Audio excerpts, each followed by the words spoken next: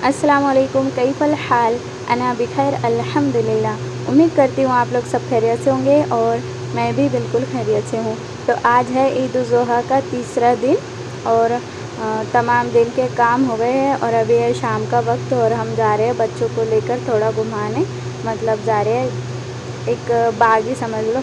वहाँ पर मतलब टहलने के लिए बहुत ही हरियाली है और एक्सरसाइज के लिए मशीनें वैसे हमारे जो शहर में है तो आपको यकीन नहीं आएगा पर सही बात है कि हमारे शहर में एक भी गार्डन वगैरह नहीं है, जिससे बच्चे बहुत ही बोर हो जाते हैं और बार बार ज़िद करते हैं कि हमको कहीं बाहर लेके जाए गार्डन वगैरह में। और गार्डन अगर जाना हो तो हमको औरंगाबाद जाना पड़ता है, हमारे शहर में नहीं है। और ये इस तरह से इसको अब बच्चे गार्डन ही बोलते हैं, हालांकि ये जो है एक्सरसाइज के लिए बना हुआ है ताकि लोग यहाँ पर आए और एक्सरसाइज करें। यहाँ पे बहुत सारी एक्सरसाइज की मशीनें भी है। और आप बताइए कि आपकी ईद उल अज़हा कैसे गुज़री? अल्हम्दुलिल्लाह हमारी तो बहुत ही अच्छी गुज़री। और यहाँ पर घर पर आ गए और कहीं भी आप जाएँ, नज़दीक जाए या दूर जाए, पर थकान बहुत हो जाती है आने के बाद।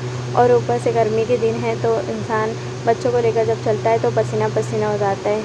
और अब यहाँ पर मैं जा रही हूँ बर्तन धोने, क्योंकि असर की नमाज़ पढ़कर ही हम चले गए थे और दोपहर के खाने के और शाम के बर्तन हमारे वैसे ही पड़े थे, कपड़े वगैरह बाड़े में सब वैसे ही थे। तो अब मैं ये सब उठाती हूँ, बर्तन धुल के हो चुके हैं और ये सब कपड़े अभी इस्त्री के बाकी है।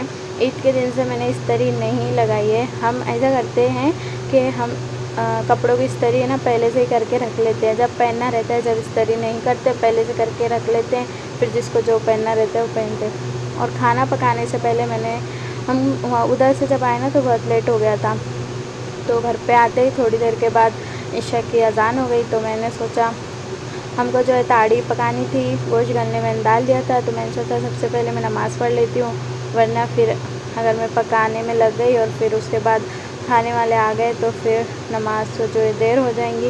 वैसे तो नमाज़ देर भी हो जाए तो हो जाती है, पर फिर थोड़ा सा ना आलस आ जाता है। पर मैं पढ़ती ज़रूर हूँ, पर फिर वो आलस आ जाता है, नींद आती है, तो इसलिए। और मैं कभी कभी सोचती हूँ कि अपने सब काम तो हम टाइम पर करते हैं, मगर जब नमाज की बारी आती है तो हम सोचते हैं कि हमारा इतना काम हो जाएगा, उसके बाद नमाज़ पढ़ लेंगे।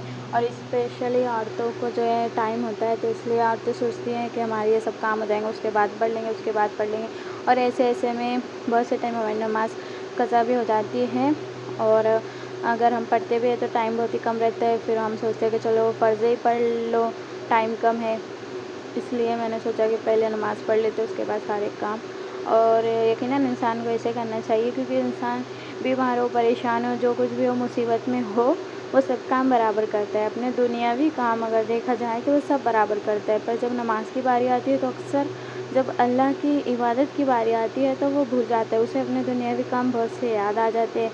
और इसमें बहुत बड़ा हाथ जो है उसके खुद के नफ्स का भी होता है और शैतान का भी होता है। तो जिससे हमें खूब सोच समझकर और सोच समझकर हमें अपने काम को जो है एडजस्ट करना है और इबादत के लिए भी ज़रूर वक्त निकालना है। यकीन जानिए जब आप नमाज़ पढ़ने लग जाएंगे ना 5 टाइम की, तो अल्लाह ताला खुद आपके वक्त में भी बरकत देगा। और आप खुद देखेंगे और कि आपको काम करने के बाद फ़ील होगा कि ये काम तो इतना सारा था, पर करने के बाद आपको फ़ील होगा कि हाय ये कैसे हो गया। तो आपको यकीन आएगा कि हाँ इसमें अल्लाह की मदद